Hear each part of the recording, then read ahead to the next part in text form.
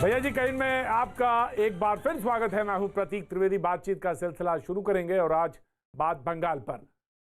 जी हां, बीजेपी के राष्ट्रीय अध्यक्ष आज बंगाल में है और उन्होंने क्या कहा पहले वो देखेंगे, उसके बाद मेहमानों से तारुफ कराएंगे और बहस की तरफ आगे बढ़ेंगे।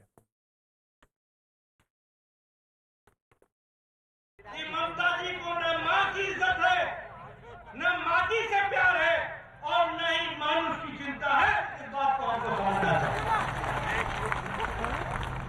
उनको किस चीज से मतलब है?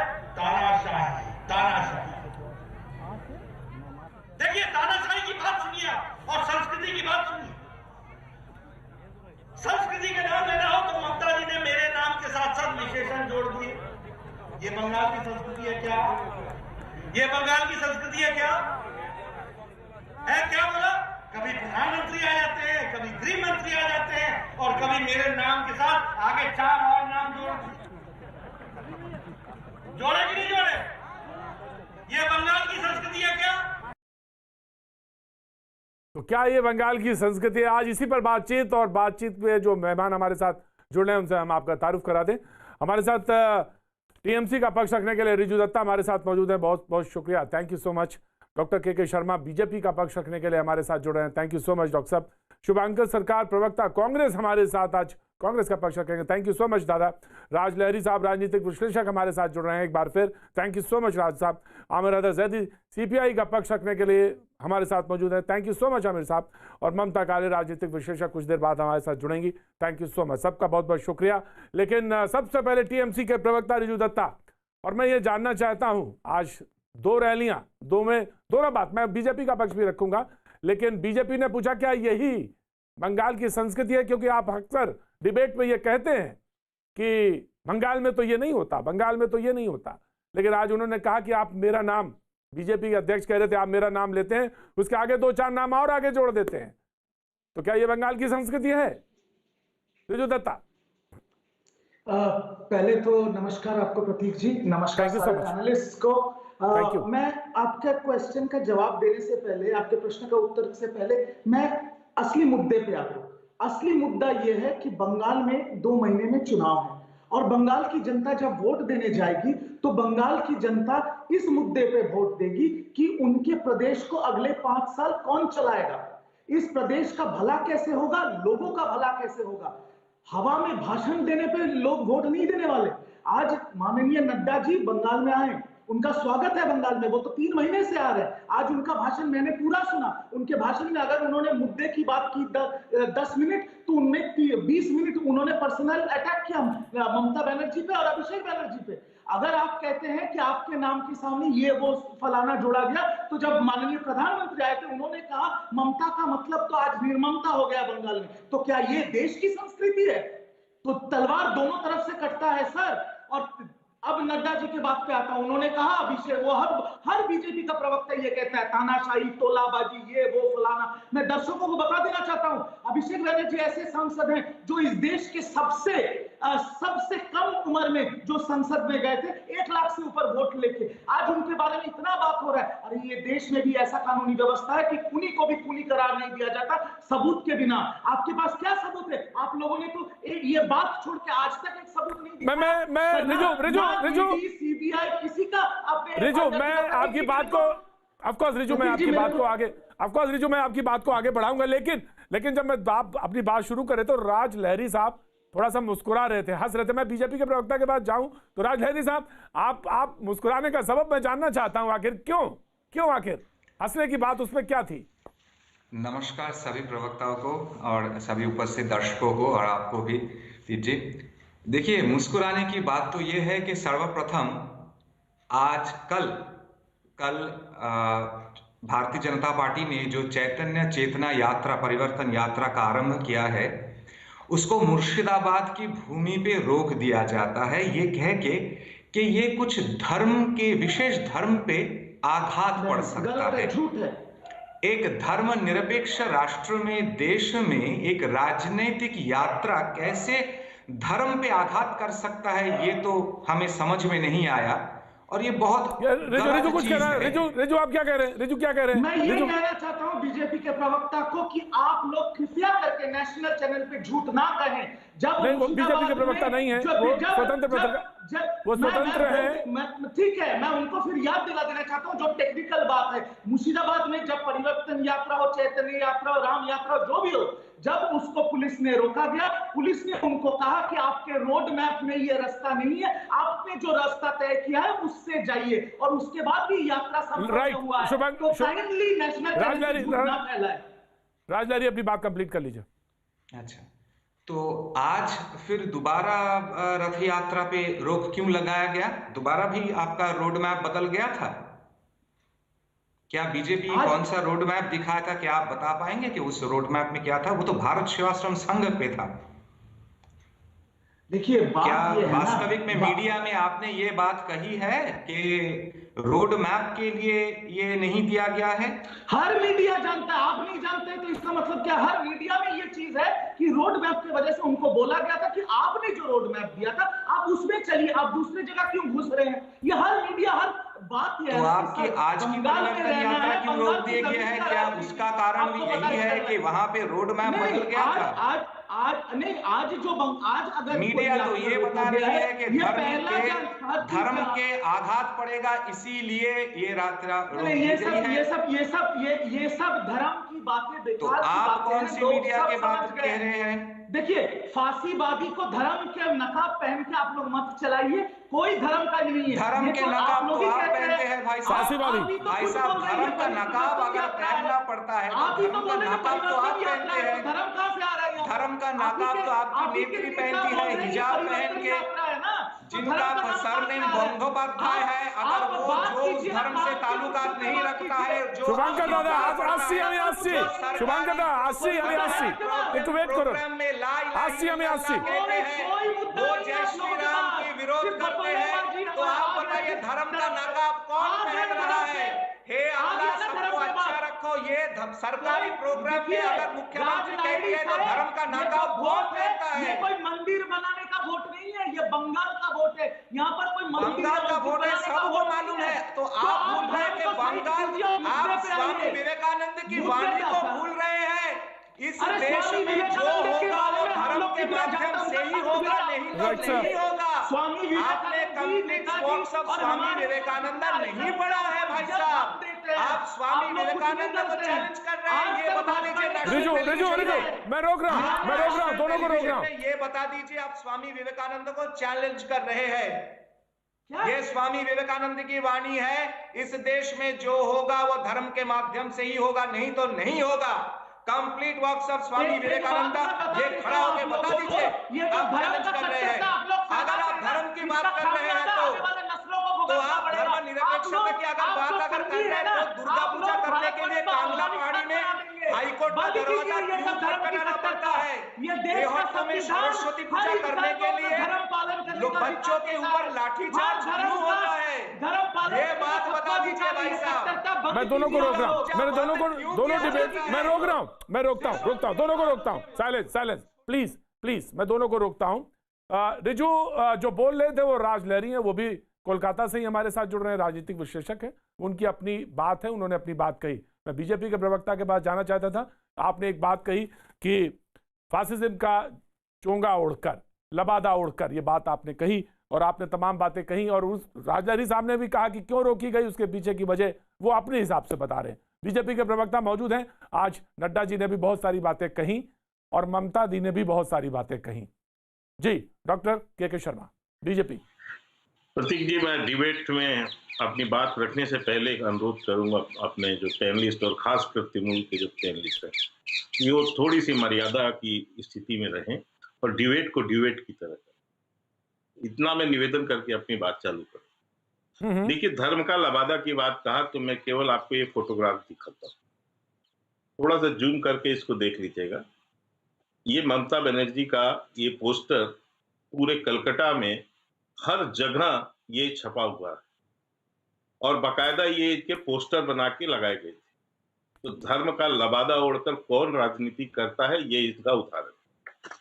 अब मैं दूसरी बात कहता हूँ, यात्रा की बात। देखिए, आपको ध्यान होगा भारतीय जनता पार्टी वो पार्टी है प्रतीक जी, और आप बहुत सीनियर जर्नलिस्ट हैं। हम जो है अपनी जो राजनीतिक जो भी वो कैंपेन करते हैं, उसके पहले हम एक नहीं कई बार यात्रा निकाल चुके हैं, और आडवाणी जी ने 5 यात्राएं निकाली और पूरे देश का भ्रमण किया उन्होंने। 2 यात्रा का मैं स्वयं साक्षी हूँ। 2000 उदय आ भारत रहा हूं मैं। Riju you have to wait, Riju you have to 2010 wait मैं आ रहा हूं। I will give you chance, I will give you chance, right. 2010 का जो ब्लैक मनी पर जो यात्रा थी, उसका मैं प्रभारी भी रह चुका हूँ मीडिया का। तो यात्रा करना, और यही नहीं, जब उत्तर प्रदेश में चुनाव हुए थे प्रतीक जी, आपको ध्यान होगा, ऐसे ही हमने 5 यात्राएं उत्तर प्रदेश में भी निकाली थी। समाजवादी पार्टी की सरकार थी और हमें कहीं पर ऐसी स्थिति नहीं बनी थी कि कोई जो है राजनीतिक यात्राओं को रोका। ये पहली सरकार पश्चिम बंगाल की एक ऐसी सरकार है जिसको हर यात्रा के हर अगले दिन उसको ये दिक्कत है, कभी उसको अड़ंगा लगाना है, परमिशन नहीं देना है, रास्ता ये है। कुल मिला के वो किसी तरह से जो घबराहट है उनके अंदर, यदि ये यात्रा निकल गई और जन जागरण हुआ, तो जो 15 लाख वोट का डिफरेंस हमारे और इनके बीच के अंदर है, कुल 15 लाख वोट का प्रतीक। मैं अभी आपको आंकड़े कहेंगे तो बता दूंगा। नहीं, मैं समझ गया, 18-19 का कैलकुलेशन है आपका, मैं समझ गया। हाँ, मैं और इसमें कुल 15 लाख के वोट का अंतर है। तो ये 15 लाख जो है, ये 50 लाख से ऊपर के डिफरेंस को क्रॉस वो कर जाए। तो इनको ये इसकी बात का जो है बहुत बड़ा डर है ममता जी। इसीलिए ये समय समय पर भाजपा पर विरोध, मैं 3-4 दिनों से इनको भी, दत्ता जी को भी सुनता हूं। ये कभी सांप्रदायिक वो यात्रा होगी, दंगा होगा, ये होगा, इस तरह की भ्रांति फैला के तरह का, और ये किसी तरह से इस परिवर्तन यात्रा को रोकने की भरपूर कोशिश कर रहे हैं। लेकिन मैं आपको ये बता दूं, एक बात कह के समाप्त करता हूं कि याद रखिए, तृणमूल कांग्रेस के मेरे मित्र और ममता जी को इस चैनल के माध्यम से बता देता हूं, ये वो भारतीय जनता पार्टी है, और आज जो भारतीय जनता पार्टी का नेतृत्व है देश में, वो नेतृत्व है जो आपातकाल के जुर्म से भी लड़के निकला है। उस समय ममता बनर्जी उस कांग्रेस पार्टी की सदस्य होती थी जो देश में जिसने आपातकाल लगाया, और हम वो नेता, आज वो पीढ़ी हमारी भारतीय जनता पार्टी की है जिन्होंने 17 महीने इस आपातकाल की लड़ाई को लड़के इस देश के अंदर से तानाशाह को समाप्त किया, आपातकाल को समाप्त किया, और देश में फिर से लोकतंत्र। राइट डॉक्टर साहब, राइट जी। रिजू बहुत जल्दी, क्विक देन मैं, वेरी क्विक देन मैं कांग्रेस एंड देन लेफ्ट वाली, वेरी क्विक। मैं उनके 4 जवाबों को, उन्होंने बोला काला धन। अरे बाबा, आप लोग तो विजय माल्या को अभी ला नहीं पाए, काला धन की बात आप मत कीजिए। क्या हुआ था यात्रा करके? कोई फायदा नहीं हुआ। दूसरा, आपने आडवाणी जी का यात्रा के बारे में बोला।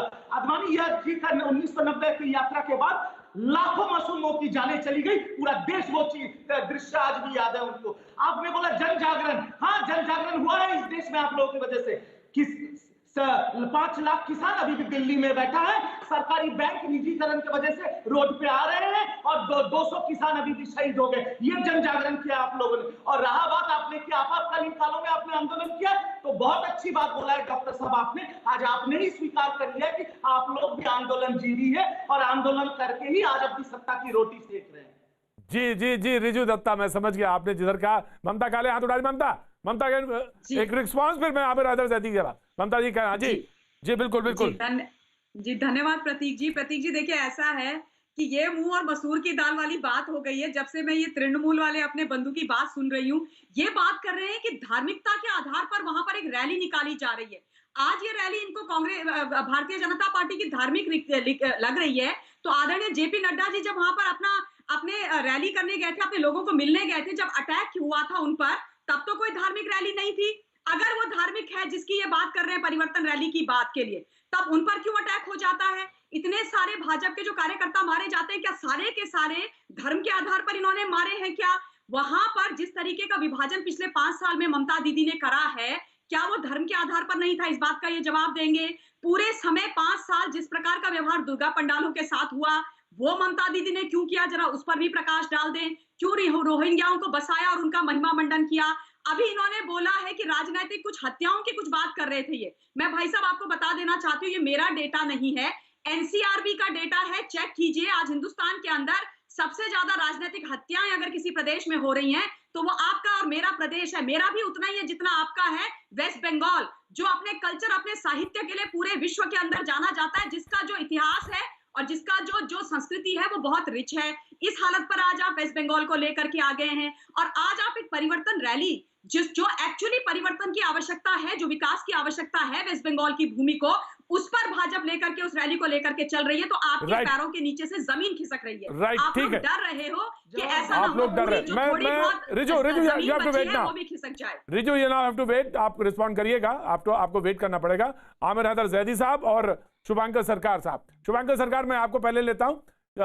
आज रैलियां हो रही हैं, बंगाल में राजनीतिक माहौल बन रहा है, तमाम सारी बातें कही जा रही हैं। अब आपका टेक क्या है इस पे, क्योंकि जानना है इस पे तो टीएमसी का टेक, आपके बारे में तो बहुत तुरंत बोल देते हैं, लेकिन आपका मैं जानना चाहता हूं। जी शुभांकर दा। देखिए, आज जो बंगाल में चल रहा है ना, टीएमसी एंड भाजपा का, ये जो लड़ाई देख रहे हो, ये लड़ाई नहीं है, ये ड्रामा चल रहा है।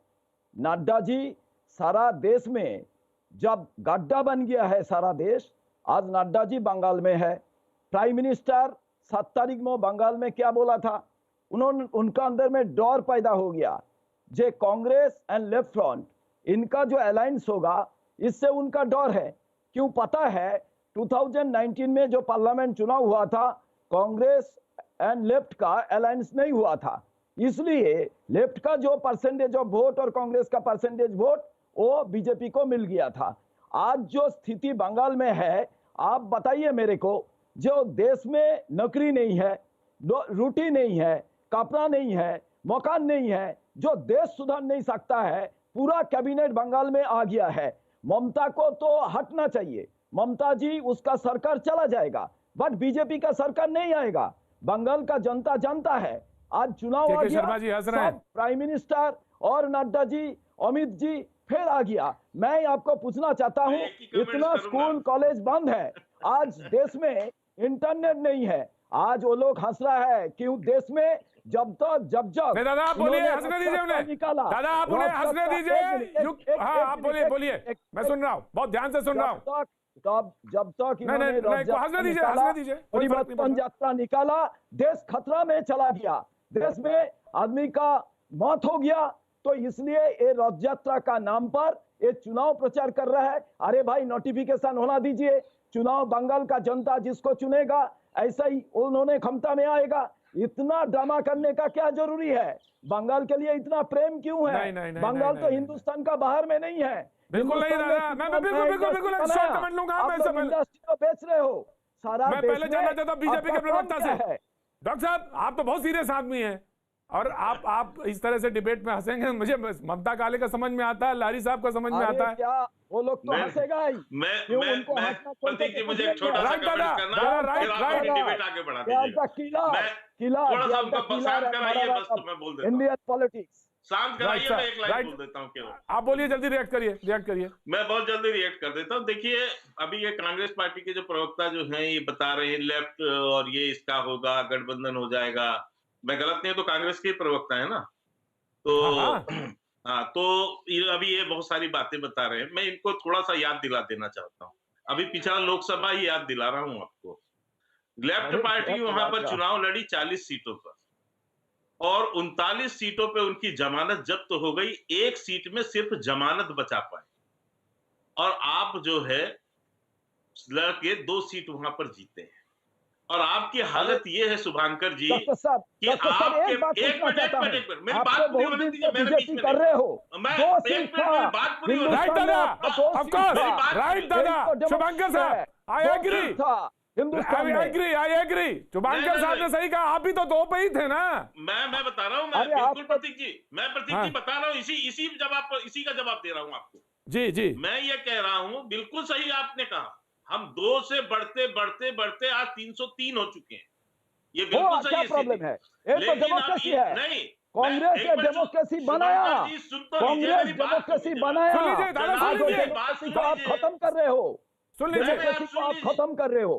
एक सुन लीजिए, प्रतीक जी थोड़ा शांत कीजिए, ऐसा डिबेट कैसे करा रहे? नहीं सुनिए, मैं पूरी कर लूं, फिर उनको खूब जवाब देने दीजिए। अरे मैं ये कह रहा हूँ कांग्रेस का आज पश्चिम बंगाल में दिवालियापन का एक ही बात उदाहरण है, और वो उदाहरण ये है कि इनके प्रतिपक्ष के नेता अधीर रंजन चौधरी, जो लोकसभा में प्रतिपक्ष के नेता हैं, और इनके पास एक नेता नहीं है पश्चिम बंगाल में कि जो वहां के स्टेट का प्रेसिडेंट हो सके। वही वहां अधीर रंजन चौधरी प्रेसिडेंट है, वही जो है यहाँ प्रतिपक्ष के नेता है, वहां इनके पास बंगाल में डॉक्टर के शर्मा, आप तो ऐसे कह रहे हैं जैसे आपने मुख्यमंत्री का चेहरा घोषित कर दिया है। आप तो ऐसे पूछ रहे हैं कांग्रेस से कि जैसे आपने मुख्यमंत्री का चेहरा घोषित कर दिया है। नहीं है डॉक्टर साहब का एबीसीडी नॉलेज नहीं है पॉलिटिक्स का। एक सेकंड मेरी बात पूरी होने दीजिए, तो नॉलेज नहीं है। दादा सुनो शुभांकर दा, यू हैव टू लिसन या डॉक्टर साहब। मैं प्रतीक जी केवल आपको इतना कह रहा हूँ, आप बहुत सीनियर जज था, आपको एक विषय की, यानी मैं जो विषय रखना चाह रहा हूँ उसको आप एक बार, मैंने बिल्कुल एसेंस पकड़ा, आपकी बात का एसेंस पकड़ा। मैं आपको क्या पकड़ा, मैंने क्या बोला? मैंने कहा कि आपके पास स्टेट लेवल पर एक भी ऐसा चेहरा नहीं, एक भी ऐसा लीडर नहीं है कि आप पीसीआई उसका अपना जो है प्रेसिडेंट भी वहां बना सके। वही एक व्यक्ति जिसके पास इतनी बड़ी जिम्मेदारी आपने केंद्र में दी, उसी को आप स्टेट में बनाया। आज तक इसके अलावा एक नेता का नाम है बताएं। और रही बात आपने मुख्यमंत्री की जो बात की कि मुख्यमंत्री के चेहरे की, मैं आपको आज दावे से कहता हूं प्रतीक जी, पश्चिम बंगाल का ही व्यक्ति जो वहां चुनाव लड़ेगा, वही वहां हमारा मुख्यमंत्री का चेहरा भी होगा। रिजू दत्ता वही मुख्यमंत्री होगा। रिजू दत्ता आता हम कमिंग। शुभांकर सरकार कांग्रेस सीपीआई के नेता जी, मैं आ रहा हूँ रिजू। यहाँ इस नेतृत्व को संभालने वाले, इस जिम्मेदारी को संभालने वाले, आ रहा हूँ मैं, रिजू आ रहा हूँ। शुभांकर दा प्लीज।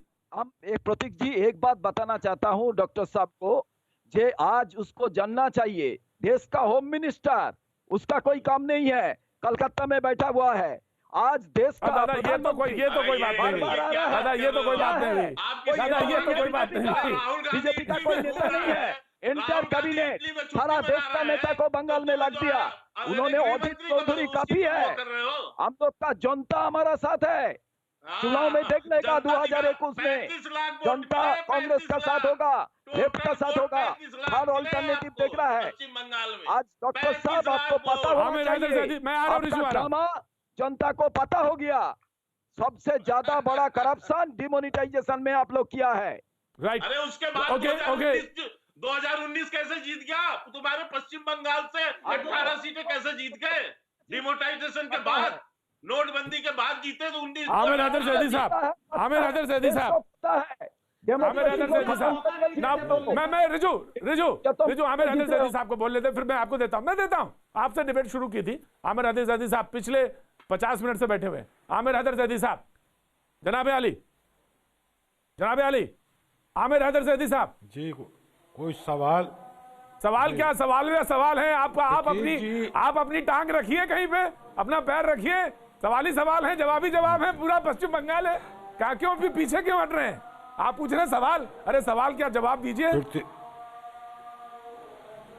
प्रतीक जी, एक पार्टी में जब से डिबेट सुन रहा हूँ, एक पार्टी कहती है कि हमें रैली निकालनी है धर्म को स्थापित करने के लिए। एक पार्टी कह रही है, तृणमूल कह रही है हम रैली निकलने देंगे। तो ये एक मुद्दा रहा। प्रधानमंत्री कहते हैं रैली निकालने वाले परजीवी होते हैं, आंदोलनजीवी होते हैं। तो बीजेपी को तो किसी हुकूमत के खिलाफ आंदोलन करना ही नहीं चाहिए, क्योंकि वो परजीवी हो जाएंगे। परजीवी की परिभाषा मैंने देखी और मैंने पढ़ा, परजीवी किसे कहते हैं? परजीवी उसे कहते हैं जो किसी जीव से अपनी खुराक ले। तो ये अब ये जो लोकतंत्र के अंदर जो ये परजीवी पैदा के परिभाषा दी गई है, तो आज इसे ही परिभाषित कर देता हूं।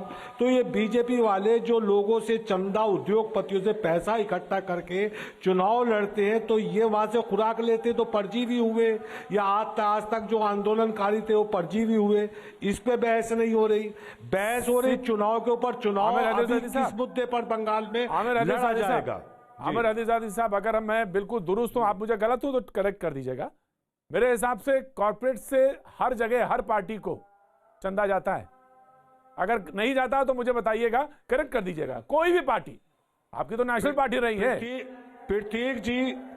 प्रतीक जी, अगर कम्युनिस्ट पार्टी ऑफ इंडिया को कॉर्पोरेट से चंदा 1 रुपया भी कभी आया हो तो मैं आज ही राजनीति से संन्यास लूंगा। ठीक है, आप परजीवी नहीं हूं। मैंने कहा ठीक कर दीजिएगा मुझे, लेकिन मेरे फैक्ट्स में अगर मेरे फैक्ट्स गलत होंगे तो मैं माफी मांग लूंगा, ऐसी बात नहीं है। लेकिन अगर आया है चंदा तो फिर आप सोचिएगा। जी रिजू परजीवी हूं। मैं सबको जवाब दे देता हूँ, ठीक है। देखो सुन लीजिए प्रतीक जी, आमिर साहब कुछ कह रहे हैं, आमिर जैदी साहब कुछ कह रहे हैं, आमिर जैदी साहब कुछ कह रहे हैं। मैं डिबेट नहीं करूंगा। नहीं आमिर जैदी साहब, आपको, अरे आप ये बार-बार क्यों करने लगे आजकल? मैंने नहीं प्रतीक जी, मुझे टीवी डिबेट में आने का कोई शौक नहीं है, न टीवी चैनल में बैठने का शौक है। अगर मैं 50 मिनट के अंदर 1 मिनट में नहीं बोल सकता तो मुझे डिबेट में आने का शौक नहीं है। आप मेरे भाई की तरह हैं, मेरे मित्र हैं, मैं आपका सम्मान करता हूं और आपको कौमी तर्जुमान मानता हूं, लेकिन मैं डिबेट में नहीं बैठ सकता। मैं विदा चाहता हूं आपसे। अरे ऐसा बार-बार आप ये हर बार करने लगे। अब आपको बुलाता हूं, आप ऐसा मत करिए, फिर बार-बार आपका नाम लेता हूं और आप बात तो सुनिए, आप बोलिए ना। देखिए आप बात कहिए। देखिए आमिर जैदी साहब, टेलीविजन में जो कुछ डिबेट हो रही है उसमें एक तरीका है, सारे लोग बोलते हैं, मैं आपको भी मौका दे रहा था। रिजू कुछ कहना चाह रहे थे, उसके बारे में आप सुन लीजिए, फिर आपकी पास आ जाऊंगा। ऐसा कौन सी बात, मैंने तो मना नहीं किया। Riju now you have to wait. Aamir Aziz साहब अपनी पूरी बात कह लें, उसके बाद जी प्रेशर ना बनाए, बात कहें। जी प्रतीक जी कहना चाहिए। अब मैं सुन लीजिए, मैं किसी के बीच में नहीं बोलता हूं तो मैं ये उम्मीद करता हूं कि मेरे बीच में भी कोई ना बोले। कोई नहीं बोले। मैं बैठा सुन रहा था, आप मेरे पास देर से आते, मैं जब भी सुनता हूं। तो प्रतीक जी, चुनाव बंगाल का होने जा रहा है, किन मुद्दों पर होने जा रहा है? क्या इस मुद्दे पर चुनाव होगा कि ममता बनर्जी के लोगों ने बीजेपी के लोगों को पत्थर मार दिया, या बीजेपी के लोगों की ममता बनर्जी ने रैली रोक दी? इन पे हम चुनाव नहीं लड़ने जा रहे। हम चुनाव लड़ने जा रहे हैं बंगाल के अंदर शिक्षा का स्तर क्या होगा, किसानों को एमएसपी मिलेगी या नहीं मिलेगी, बेरोजगारों को रोजगार मिलेगा नहीं मिलेगा, जो मजदूर हैं उन्हें मिनिमम वेज होगा या नहीं होगा, शिक्षा स्वास्थ्य पर चुनाव होगा, बेरोजगारी पर चुनाव होगा, देश की अर्थव्यवस्था की स्थिति पर चुनाव होगा। लेकिन हम बहस कर रहे हैं कि बंगाल के अंदर धर्म स्थापित होगा या नहीं होगा। ये बहस नहीं थी, ये बहस नहीं। मुझे अफसोस के साथ कहना चाहता। कोई बात नहीं, आप कहिए। आपने जो परसीव किया डिबेट में, आपने कहा ममता कुछ कहना चाह रही थी, जो मैं आ रहा हूं। ममता कुछ कहना चाह रही थी। जी ममता। जी धन्यवाद प्रतीक जी। मैं आ रहा हूं। जैदी साहब ने जो प्रश्न उठाया बहुत बढ़िया है, बहुत बढ़िया बात उन्होंने बोली है कि इन्हीं चीजों पर क्या कहते हैं, वहां पर चुनाव होने चाहिए। बिल्कुल सही बात है कि पिछले 5 साल में वहां पर क्या विकास हुआ, किस तरीके के काम हुआ, क्या रोजगार हुए, कितनी फैक्ट्रीज लगी, कितनी फैक्ट्रीज को बाहर फेंका गया। जब लेफ्ट ने इतने साल वेस्ट बंगाल का दोहन किया तो दोहन ही खाली क्यों किया, उसको विकास की तरफ क्यों नहीं लेकर के गए? आज वेस्ट बंगाल इतना पिछड़ा हुआ क्यों है, क्यों उनकी इतनी बुरी हालत है, किस प्रकार से रोहिंग्याओं को बैकडोर एंट्री देकर के वहां पर बसाया गया, किस प्रकार से विभाजन किया गया, किस प्रकार से पूरी की पूरी समीकरण को बदलने की कोशिश की गई, चुनावी स्थिति को ध्यान में रखते हुए धर्म को बीच में लाया गया, किस प्रकार से वहां पर दुर्गा पंडालों के साथ अत्याचार और अन्याय का भाव रखा गया। इन तमाम चीजों पर बिल्कुल सही कह रहे हैं आप, चुनाव होंगे और यही विषय लेकर के एक विकासवादी सरकार जो मैं बिल्कुल आऊंगा आपके पास, वो वहां पर अपना एजेंडा लेकर के आई है और इसीलिए डर है, इसीलिए उन पर अटैक किए जा रहे हैं, इनकी रैली रोकी जा रही है। ममता राइट। रिजू मैं आऊंगा, वक्त है छोटे से ब्रेक का। ब्रेक के बाद मैं फिर लौटूंगा, बातचीत को आगे बढ़ाऊंगा। बने रहिए हमारे साथ। मुख्यमंत्री ममता बनर्जी ने आज कहा है कि परिवर्तन रथ के नाम पर आपको 5 स्टार होटल लेकर घूम रहे हैं। 5 स्टार होटल का खाना आता है जिसको आप जमीन पर बैठ करके खाते हैं। देखिए ना, आपके सामने मैं चाय मांग रहा हूँ, कहने का मतलब ये है कि हम जमीन से निकले हुए, आपके सामने ही हुआ, हम जमीन से निकले हुए। हम कोई 5 स्टार कल्चर, ये उनका फ्रस्ट्रेशन बोल रही है, ये उनकी तकलीफ बोल रही है कि जनता क्यों इनके साथ। तो मैं इस बात को बड़े स्पष्ट शब्दों में कि हम जमीन से जुड़ करके और जमीन के लोग भारतीय जनता पार्टी का समर्थन करने के लिए आ तो, और ये 5 स्टार कल्चर उनका कल्चर है जिन्होंने कठपुतली कल्चर, जिन्होंने सिंडिकेट खरीदा, जिन्होंने चावल चोर में भी कमीशन खाया, जिन्होंने अम्फान के पैसे को भी लेकर के सुप्रीम कोर्ट तक सीएजी की रिपोर्ट से बचने की कोशिश की। ये 5 स्टार होटल में जाने वाले लोग हैं। हम तो जमीन में चलने वाले आम कार्यकर्ता के साथ मिलकर के और आम जनता के साथ मिलकर के चलने वाले हैं। कई नेता टीएमसी से बीजेपी में आए हैं। शुभेंदु राजीव बड़ा नाम है। ममता ने आज कहा है कि कुछ दुष्ट गायें हैं जो वहां पर चली गई हैं, और अभिषेक जिन्हें आप लोग भाईपो के नाम से पुकारते हैं, वो बार बार कहते हैं कि वो उन्होंने तो चैलेंज भी कर दिया। काफी गए थे शुभेंदु के इलाके में, पता का नाम लेकर के कहा कि आकर देख कर जाओ। तो इस भाषा पर और इस तंज पर क्या कहेंगे? देखिए, ये फिर मैं वही कहूँगा, डीसी या भाईपो दोनों ही बहुत दुखी हैं और अंगूर खट्टे हैं। अच्छे लोग निकल गए। ये क्यों छोड़ा? क्योंकि ना आपने माँ की रक्षा की, ना माँ को इज्जत दिया, ना मानुष को सुरक्षा दी, न ही आपने माटी की चिंता की, और इस कारण से लोग छोड़ करके चले गए। आपने टोलाबाजी की, आपने तुष्टीकरण किया, आपने तानाशाही चलाई, ये चीजें पसंद नहीं की। अब आप बताइए, जो भाषा ममता जी ने मेरे नाम के साथ, सीधे डिबेट की तरफ रुख करते हैं और रिजू हमारे साथ मौजूद हैं, टीएमसी के नेता। अभी आपने सुना कि नड्डा साहब कह रहे थे ना तो आपने माटी की रक्षा करी, ना मानुष की रक्षा करी, और ना ही माँ की चिंता करी। तो और आप इल्ज़ाम लगा रहे हैं बीजेपी पे। वो कह रहे हैं कि हम तो ग्रास रूट लेवल आदमी है, ज़मीन से निकले इंसान हैं। आप बता रहे हैं कि 5 स्टार कल्चर लेकर आ रहे हैं। रिजू, मैं आ रहा हूँ। देखिए, मैं प्रतीक जी आपसे इतना निवेदन है, मैं सबको एक एक करके जवाब देना चाहता हूँ। मुझे बस 1 मिनट का बोलने का वक्त दे दीजिए, फिर मैं चुप बैठ जाऊंगा। पहली बात तो नड्डा जी जो बोल रहे हैं माँ माटी मानुष, हमने माँ का रक्षा नहीं किया, तो मैं उनसे पूछना चाहता हूँ कि उनके शासित राज्यों में, यूपी वगैरह में क्या हो रहा है, कितना सुरक्षा हो रही है? ये तो सवाल हमारे राज्यसभा के लीडर डेरेक ओब्रायन सर ने भी प्रधानमंत्री जी से पूछा था, कोई रिप्लाई तो नहीं आया उनकी तरफ से।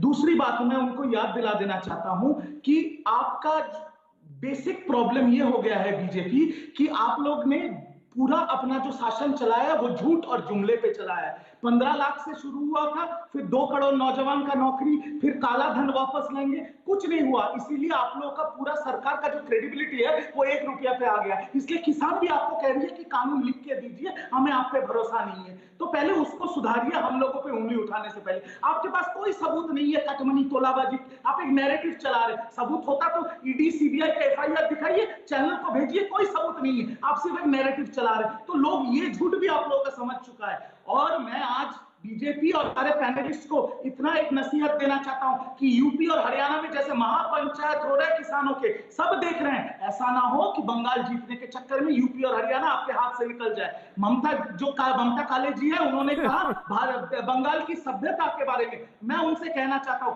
हम लोग तो गलत थे। नड्डा जी को बहुत दिल पे लग गया कि उनके नाम के आगे ये वो कर रहे हैं। 2 दिन पहले उन्होंने जब कहा कि नदिया का जमीन विवेकानंद ठाकुर का जमीन है, तो स्वामी विवेकानंद और रवि ठाकुर तो 2 अलग व्यक्ति हैं, उनपे इन दोनों का अपमान नहीं हुआ। तो आपसे हमारा इतना निवेदन है कि आप लोग जब बंगाल में वोट कराने आते हैं ना, प्लेन में चढ़ के, चार्टर जेट में चढ़ के, तो थोड़ा बंगाल की सभ्यता और बंगाल के आइकॉन्स के बारे में थोड़ा पढ़ लिख लीजिए। मैं बिल्कुल, मैं राज लहरी, मैं आ रहा हूँ बीजेपी, डॉक्टर साहब आ रहा हूँ। राज लहरी हमारे साथ मौजूद है। मैं अपने जो बात है वो कुछ पहले प्रवक्ता ने कहा था, मैं एक बात और जानना चाहता हूँ। मैं एक बात, आप राज लहरी साहब शुरू करें बात, मैं एक बात और जानना चाहता हूँ। ये जो दुष्ट गाय कहा है, of course I will give you chance, I will give, आप ही सब सारा जवाब दे रहे हैं, कांग्रेस के प्रवक्ता भी हैं, सारे लोग हैं। दुष्ट गाय वाली बात जो कही वो भी जानना चाहूंगा। जी लहरी साहब। पहली बात तो है कि कांग्रेस और सीपीएम के प्रवक्ताओं ने ये कहा है कि चुनाव किस मुद्दे पे होनी चाहिए। शिक्षा के आधार पे, शिक्षा का मुद्दा होना चाहिए, इंडस्ट्रियलाइजेशन का मुद्दा होना चाहिए, अनएम्प्लॉयमेंट का मुद्दा होना चाहिए। 1947 टू 1977 कांग्रेस का राज था। 1977 टू 2011 तक सीपीएम कम्युनिस्टों का राज था। तो इतने साल में के बाद पश्चात कांग्रेस और आपकी कम्युनिस्ट पार्टी आज इंडस्ट्रियलाइजेशन और शिक्षा के बारे में कह रहे हैं। क्या 10 साल ममता के राज में सारे व्यवस्था पड़ गया है, सारे व्यवस्था गिर गया है? क्या वो यही कहना चाहते हैं कि 10 साल में ही सारी शिक्षा व्यवस्था भंग हो गई, नष्ट हो गई है? ऐसा तो नहीं हुआ है। तो आज कांग्रेस कम्युनिस्ट एंड अनएम्प्लॉयमेंट के बारे में वो बात कर रहे हैं रिजवी साहब, तो कम्युनिस्ट के रेजिम में कितने सारे एम्प्लॉयमेंट्स आए हैं, कितने सारे इंडस्ट्रीज गए हैं और आए हैं, इसका हिसाब भी उनको देना चाहिए। और टीएमसी के प्रवक्ता जो आज भाजपा को ऊपर ये एक्यूजेशन डाल रहे हैं कि उनसे उनका राज्य नहीं संभाला जा रहा है, तो उन्हें यह भी वक्तव्य देना चाहिए कि कितने सारी इंडस्ट्रीज यहां पे आई है। आज तक कोई भी पॉलिटिकल पार्टी, आज तक ममता बनर्जी जी तक डनलॉप जैसा जूट इंडस्ट्रीज जब पूरा Riju, let me finish please, I did not interrupt when you were speaking, let me finish, let me finish, then you will answer, you allow me to complete my sentence please. sure. Industry, आज the world is talking about a plastic free ban world, पूरा पृथ्वी आज plastic ban के ऊपर बात कर रहा है, जबकि हमारे पास ऑल्टरनेटिव है जूट। तो इस जूट को लेकर ममता बनर्जी जी ने क्या किया है? मादुरा कोट्स जो टेक्सटाइल के बारे में इतना बड़ा, एक श्रीरामपुर में एक इतना बड़ा फैक्ट्रीज था जिसको, जो रबर के पीछे का टायर फैब्रिक बनाता था, डनलॉप बंद हो गया, इसके लिए उसका प्रोडक्शन बंद हो गया। श्रीरामपुर, हुगली बेल्ट में इतने सारे जूट मिल्स है, उसको लेके क्या चिंता किया है ममता बनर्जी जी ने 10 साल में, इतने वर्षों से जब प्लास्टिक बैन की बात हो रही है। शिक्षा के बारे में प्राइमरी स्कूल्स में जाके देखिए, लोग सिर्फ खाने के लिए तक आ रहे हैं और कुछ नहीं, टीचर्स नहीं है, पढ़ाई नहीं हो रही है, पढ़ाई की व्यवस्था राइट। को दे दो। लरी साहब राइट, मैं आमिर अजदी साहब ने हाथ उठाया, बहुत बहुत शालीनता के साथ उन्होंने हाथ उठाया, मैं उनके पास जाना चाहूंगा, then I will come to you. जी आमिर अजदी साहब जी।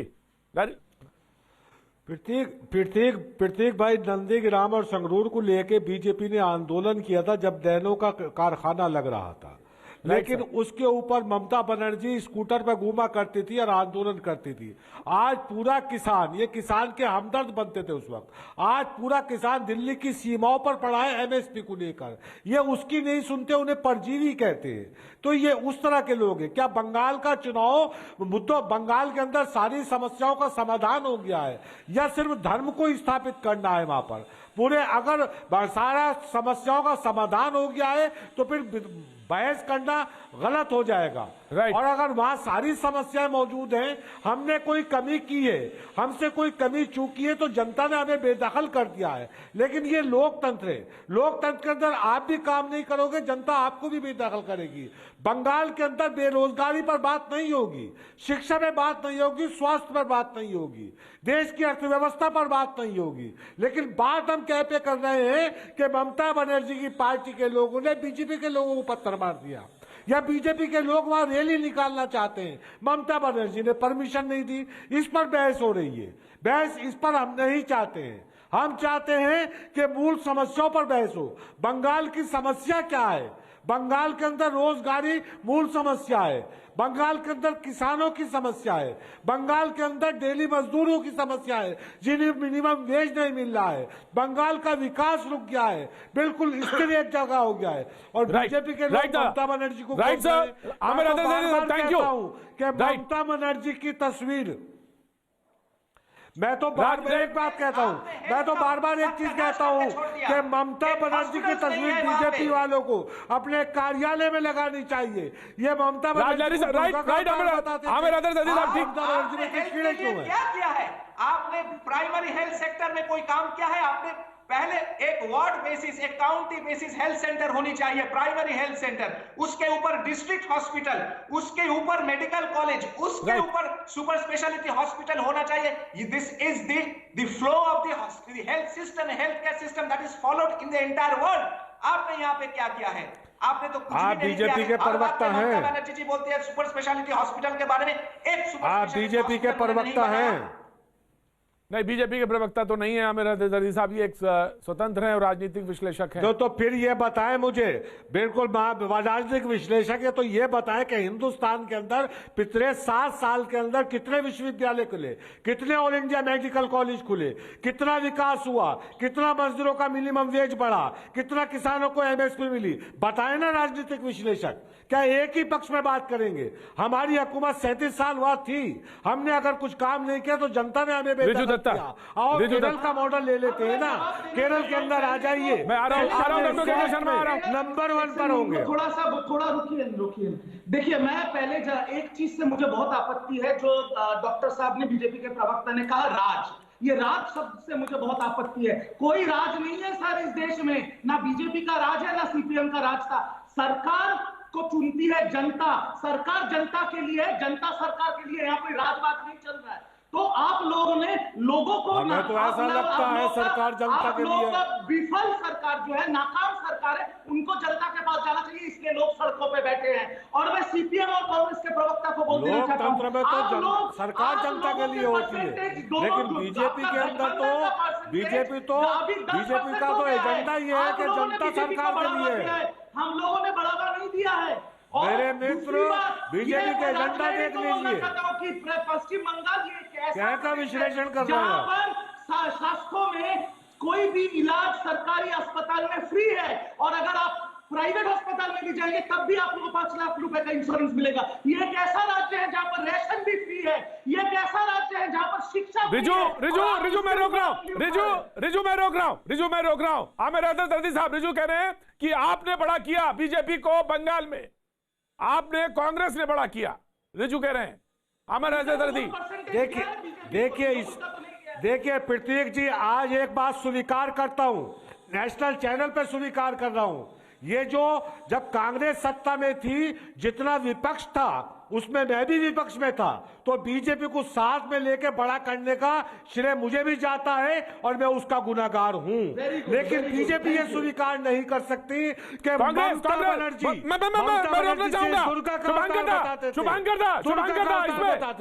शुभांकर, मैं गुनाहगार हूं, आपने बड़ा क्या शुभांकर, हालांकि पार्टी अपने आप ग्रोथ करती है, मैं नहीं मानता, पार्टी अपने आप ग्रो करती है, अपने फैक्टर्स पे ग्रो करती है। शुभांकर, देखिए आज मेरा पास सबसे इंपॉर्टेंट यही है, बंगाल का चुनाव, बंगाल का जो वोटर है वो ये जानना चाहता है जे आम लोग जिसको चुन के लेके आएगा वो हमारा क्या कर सकता है। तो ममता जी को 5 साल 10 साल में देख चुका है जे उन्होंने क्या क्या कर सकता है, और बीजेपी को सारा देश में देख रहा है। ये दोनों जो आज बात कर रहा है, दूसरी को दादा वो तो डबल इंजन की सरकार कहती है, इसका विरोध, वो कहते हैं डबल इंजन की सरकार होगी तो ज्यादा बेहतर काम होगा। हम एक चीज बोलने दीजिए। तो आज बीजेपी ये बोल रहा है सोनार बांग्ला बनाएंगे। मैं बीजेपी का प्रवक्ता का बात सुन रहा था, अरे बंगाल आप कैसे बनाएंगे, गुजरात इतना दिन का है, ट्रम्प जब आए थे आपको वॉल बनाना पड़ रहा था, पांचीर बनाना पड़ रहा था उधर गरीब को ढकने के लिए। और आज हिंदुस्तान में जो डेमोक्रेसी का जो इंडेक्स है वो 51% में गिर गया है, और सारा हिंदुस्तान में जो लोन था हिंदुस्तान का, केंद्र का जो लोन था 2014 में 54.9 लाख करोड़ रुपया, 2019 में हुआ 88.18 लाख करोड़, और 2020 में 101.3 लाख करोड़। मैं आज पूछना चाहता हूं देश कैसे चला रहा है, देश को ये लोग बर्बाद कर रहा है, वो बोल रहा है बंगाल को बनाएंगे। और डॉक्टर के शर्मा, उन्होंने तो राइट में आ रहा, राइट दादा, मैंने आपका सवाल लिया। डॉक्टर के शर्मा, थर्ड अल्टरनेटिव, डॉक्टर के शर्मा देश कैसे चला रहे हैं आप? कांग्रेस बंगाल सवाल ये पूछा, कांग्रेस के प्रवक्ता पूछते हैं कि आप देश कैसे चला रहे हैं। मैं आपके पास आऊं, मैं एक छोटा सा ब्रेक ले लेता हूं, डॉक्टर के शर्मा, एक छोटा सा ब्रेक लेता हूं। आप टेलीविजन अच्छा समझते हैं, आप टेलीविजन समझते हैं, पत्रकारिता आपने की है, आपने कोर्स किया तो आप बेहतर समझते हैं। एक छोटा सा ब्रेक ले लेता हूं, उसके बाद मैं लौटता हूं। वक्त एक छोटे से ब्रेक का, ब्रेक के बाद फिर हाजिर होता हूं।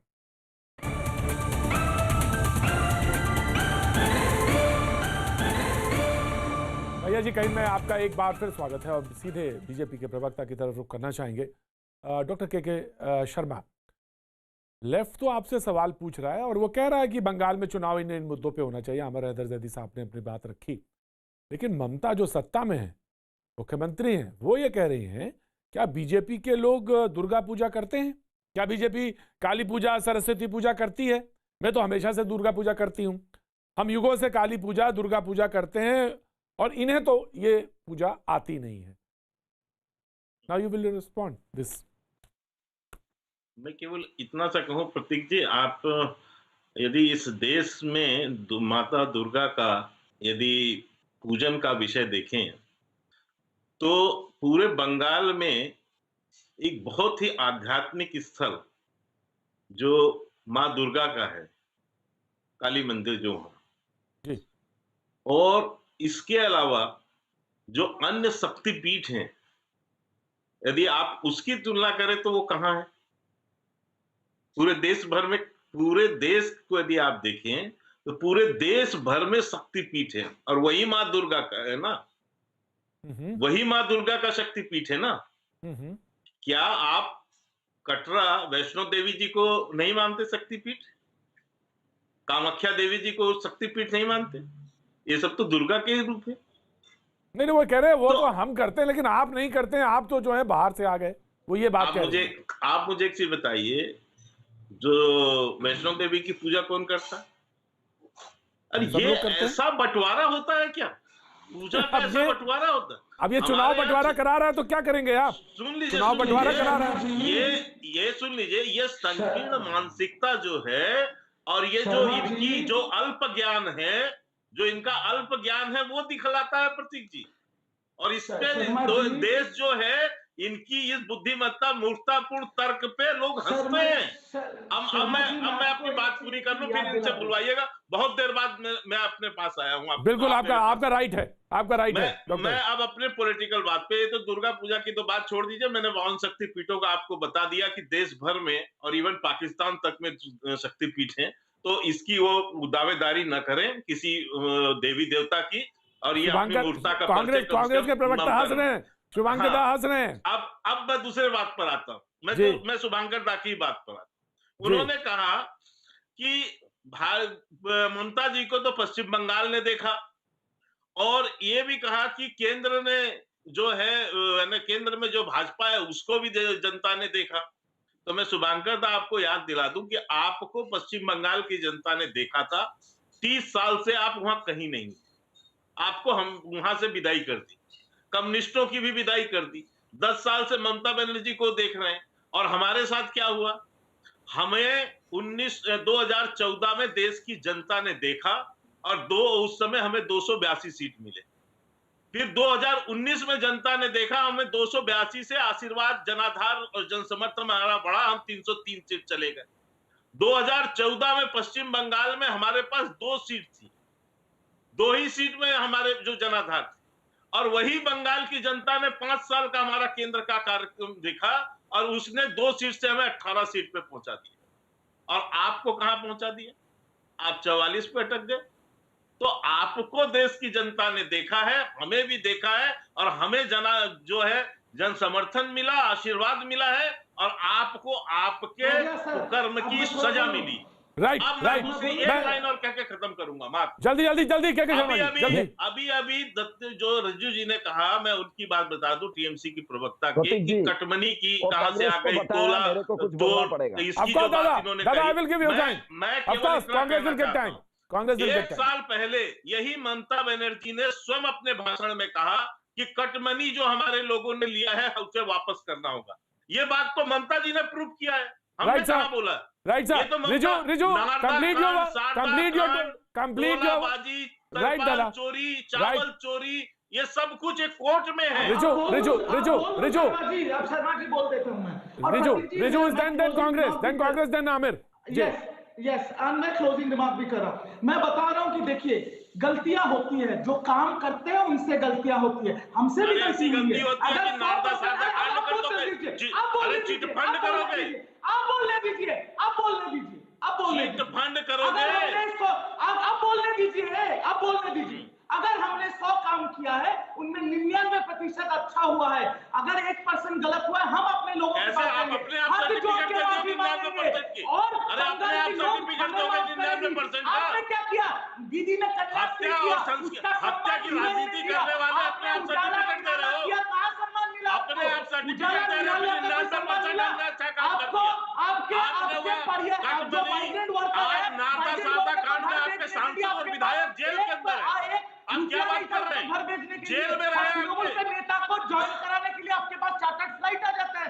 पीएम केयर का चंदा में आप लोग क्या करते हैं? भ्रष्टाचार में जेल में रहे हैं, आप झूठे हैं। आपका पार्टी झूठा पार्टी है, चोरों का पार्टी है। और बात यह है कि आपका चोर ने हथियारों की पार्टी है आपकी, हिंसा की राजनीति करने वाली है, पागल बनाना हथियारों की पार्टी है, समझ गई है, हत्या बंगाल करके की जनता राजनीति समझ करने वालों गई की है आपकी पार्टी है। झूठ।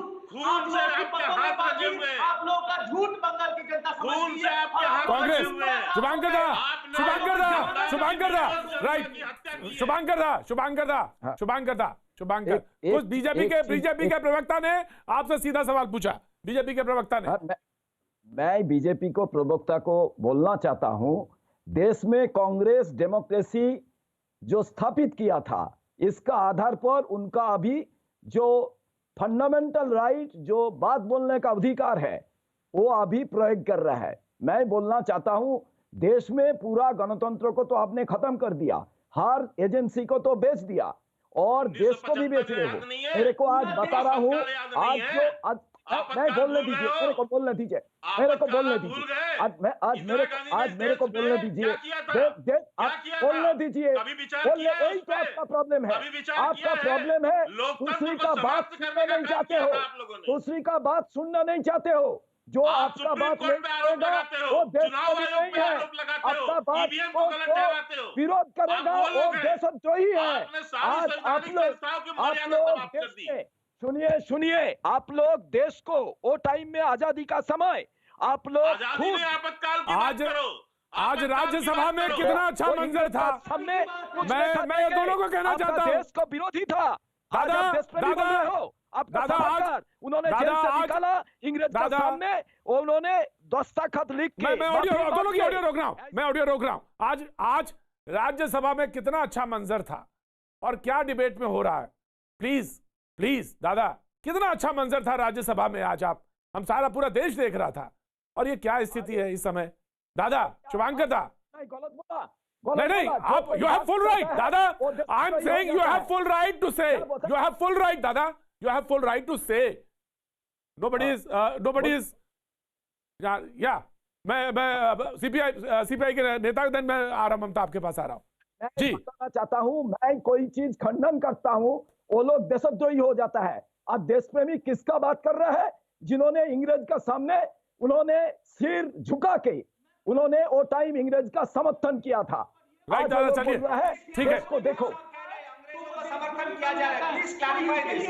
अरे शर्मा जी, आप लोगों के लिए देशभक्त कौन है? कैनेडियन किसके बारे में कह रहे हैं भाई साहब?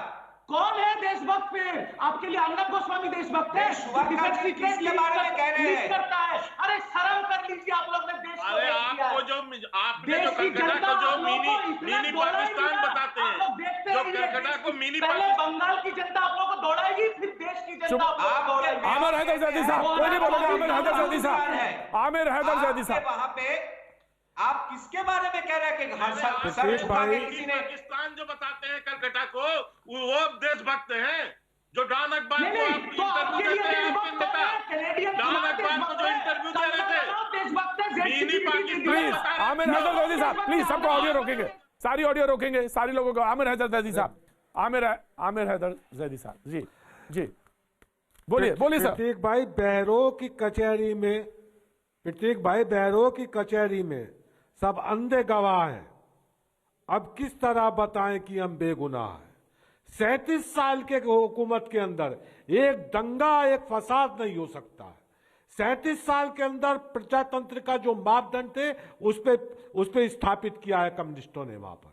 आज कम्युनिस्टों की केरल के अंदर सरकार है, हिंदुस्तान के किसी राज्य को मॉडल बना लीजिए, लेकिन नहीं केरल का मुकाबला कर सकते। हिंदुस्तान का संविधान राइट, ना कांग्रेस साहब, मुझे तकलीफ है, मैं सुनना चाहता था आपको कि मुझे तकलीफ है। वक्त आज इतनी ही इजाजत देता है, कल फिर होगी मुलाकात, बने रही हमारे साथ।